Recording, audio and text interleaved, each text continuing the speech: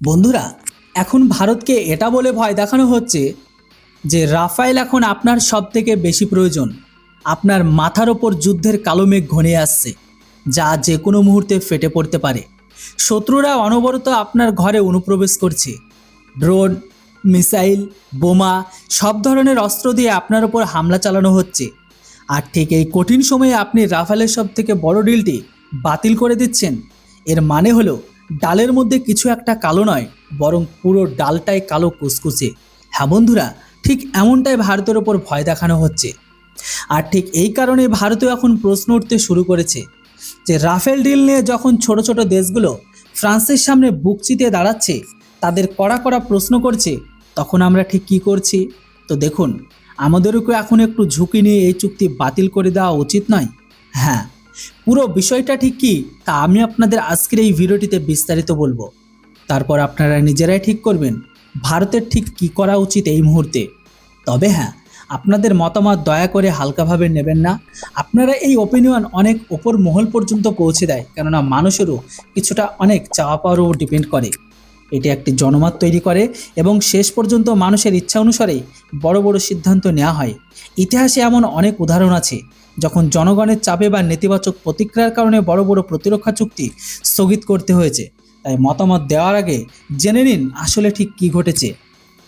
তো দেখুন বন্ধুরা, ভারতের মতো আরব দেশ ইউএই ফ্রান্সের সাথে রাফাল কেনার চুক্তি করেছিল, কিন্তু তারা একটি শর্ত দেয় যে বর্তমানে ফ্রান্সের রাফায়েলের যে ভেরিয়েন্টগুলো মানে F3 বা F4 বিক্রি করেছে, সেগুলো তারা কিনছেই।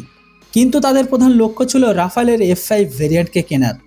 আসলে বর্তমানে ভারতের কাছে যে রাফাল আছে, এটি তারই একটি বহুগুণ আপগ্রেড এবং শক্তিশালী সংস্করণ। এর শক্তি কতটা তা কল্পনা করুন। রাফেল F5 এতটাই ভয়ঙ্কর হবে যে একটি বিমানের সাথে 4 থেকে 5টি স্টেলথ ড্রোন একসাথে উড়বে, যেগুলোকে একজন পাইলট একাই ককপিটে বসে নিয়ন্ত্রণ করবে। অর্থাৎ এটি আকাশে উড়বে, এক অজেয় রণতরীর মতো কাজ করবে। ইউএই চেয়েছিল এই F5 প্রজেক্টের অংশ নিতে। তারা ফ্রান্সকে বলে, আপনাদের এই গবেষণায় আমরা থাকব, আমরা টাকাও দেব, বিনিময়ে আপনারা আমাদের এই অত্যাধুনিক বিমান দেবেন।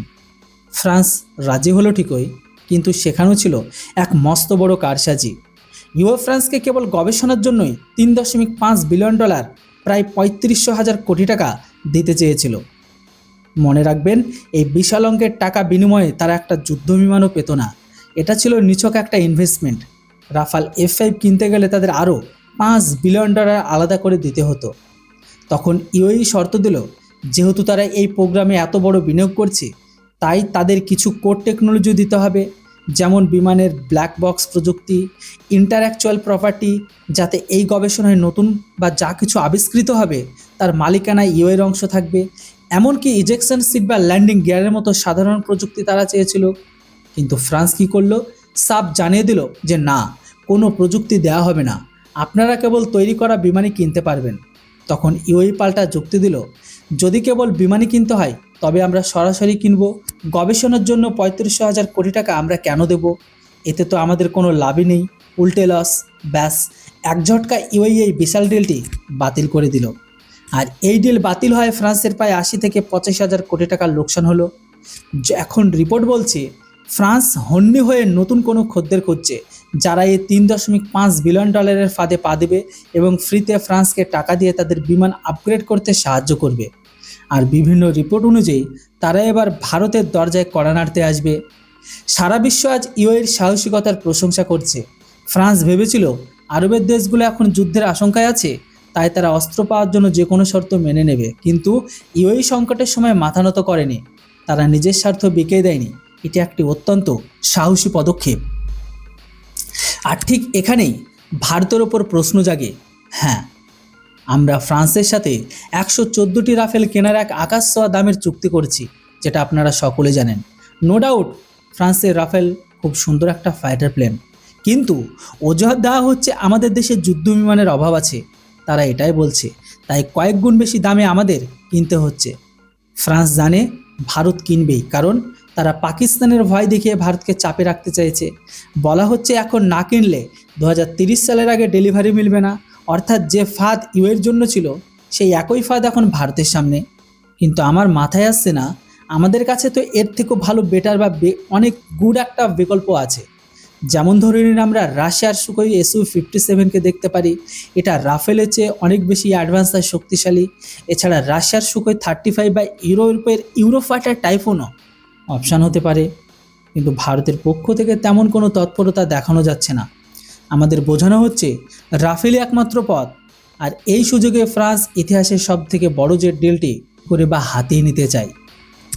ভয়টা কেবল 114টি রাফাল জেটের ডিলকে নিয়ে নয়, ভয়টা হলো ইউএর বদলে ভারত যেন ফ্রান্সের সেই $3.5 বিলিয়ন মানে ফাও ইনভেস্টমেন্টের ফাঁদে পা না দেয়। এখন ভারতের দাবি উঠেছে এই ডিলটি নিয়ে নতুন করে ভাবার জন্য, কারণ আমরা এখন চাইলে ফ্রান্সকে চাপে ফেলতে পারি। আমরা বলতে পারি যেহেতু আপনাদের খদ্দের কমে গেছে তাই দাম কমান, কিন্তু ভারত কি আদৌ তা করবে সেটা সময় বলবে। এখন আপনাদের মতামত জানান। হ্যাঁ, যে ভিডিও শুরুতে যেমনটা বলেছিলাম, আপনার মতামত অত্যন্ত গুরুত্বপূর্ণ, কেননা আমরা জানি ফ্রান্সের রাফাল খুব সুন্দর একটা ফালো প্লেন, যেটা আমরা ব্যবহার করেছি, এমনকি এর কার্যক্ষমতাও দেখেছি। কিন্তু এর থেকে অল্প দামের টেকনোলজি ট্রান্সফার, এমনকি যেটা ভারতের ঘরের ভেতরে তৈরি হবে, ইভেন ভারতের সমস্ত স্বদেশী বিপণ আমরা সেট করতে পারবো, তার থেকে অনেক শক্তিশালী বা ক্ষমতাশালী বাহুবলী ফাইটার প্লেন রাশিয়ার SU-57, তার থেকে অর্ধেকেরও অর্ধেক দামে আমরা অনেকগুলো পেয়ে যাব। এবার আপনাদের মতামত কি? আমাদের এই মুহূর্তে এত টাকা দিয়ে কোনো কিছু না পেয়ে, মানে টেকনোলজি হোক, নিজেদের অস্ত্র উইপন বা সেগুলোকে সেট করতে না পারার পরও আমাদের কি রাফেল নেওয়া ঠিক বলে মনে হচ্ছে? কেননা দেখুন, এখানে যদি আপনাদের ছোট্ট করে বা হালকা করে বলি যে রাফেলের যে লেটেস্ট ভার্সন মানে F5 ভেরিয়েন্ট আসবে, ওটি মূলত তৈরি হবে একটি 4.5 প্রজন্মের বিমানকে 5.5 মানে 5.5 প্রজন্মে নিয়ে যাওয়ার চেষ্টা। আর ওর সবচেয়ে বড় শক্তি হবে তার লয়াল উইংম্যান ড্রোন কন্ট্রোল করার ক্ষমতা, অর্থাৎ এটি রাফেল একা লড়বে না, সাথে একঝাঁক ড্রোন নিয়ে লড়বে। ভারতের জন্য এর সুবিধা হলো আমাদের পাইলটরা অলরেডি রাফেল চালাতে অভ্যস্ত। এইদিকে যদি SU-57 কথা বলি, তবে এটি একটি প্রপার পঞ্চম প্রজন্মের স্টিলথ ফাইটার। রাফাল যতই আপগ্রেড হোক, তার বডি ডিজাইন স্টিলথ নয়, কিন্তু SU-57 রাডারের চোখে ধুলো দিয়ে বা উড়ে যেতে সক্ষম বা শত্রুকে ফাঁকিও দিতে সক্ষম। বড় পরিসরে যুদ্ধের শত্রুর সীমানায় ঢুকে হামলা করার জন্য রাফেলের থেকে SU-57 অনেক এগিয়ে। কিন্তু এই মুহূর্তে ইউএই যে কারণে ডিল বাতিল করেছে, সেটা ভারতের জন্য অনেক বড় একটা সতর্কবার্তা। কেননা ফ্রান্স টাকা নিচ্ছে কিন্তু ব্ল্যাক বক্স মানে মেন প্রযুক্তির চাবিকাঠি দিচ্ছে না। ভারত যদি কেবল কয়েক $1 বিলিয়ন ইনভেস্ট করে বিলিয়ন বা এর বিনিময়ে কোনো টেকনোলজি না পায়, তবে সেটা হবে লোকসান বা বোকামি। বর্তমানে ভারতকে এমনভাবে বোঝানো হচ্ছে যে রাফেল ছাড়া আমাদের কোনো গতি নেই বা রাস্তা নেই, কিন্তু রাশিয়া বা ইউরোপের অন্য অপশানগুলো নিয়ে দরদাম করলে ফ্রান্স দাম কমাতে বাধ্য হবে, এমনকি তাদের থেকে বেটার অপশান আছে। তবে এমনটা বলা যেতেই পারে, অন্ধভাবে রাফেল কেনা ঠিক হবে না। ভারতের উচিত ইউএই মডেল অনুসরণ করা, কেননা যদি ফ্রান্স $3.5 বিলিয়ন ইনভেস্ট চায়, তবে ভারতকে বলতে হবে আমরা টাকা দেবো ঠিকই, কিন্তু আমাদের রাফেলের মেন টেকনোলজি বা সোর্স কোড দিতে হবে। যেহেতু ইউএই সরে গেছে, ফ্রান্স এখন বড় খদ্দরের জন্য মরিয়া। ভারত এই সুযোগে 115টি বিমানের দাম অনেক কমিয়ে আনতে পারে। ভারত রাশিয়ার থেকে চাইলে কিছু পরিমাণ SU-57, এমনকি ফ্রান্সের থেকে কিছু রাফেলও নিতে পারে।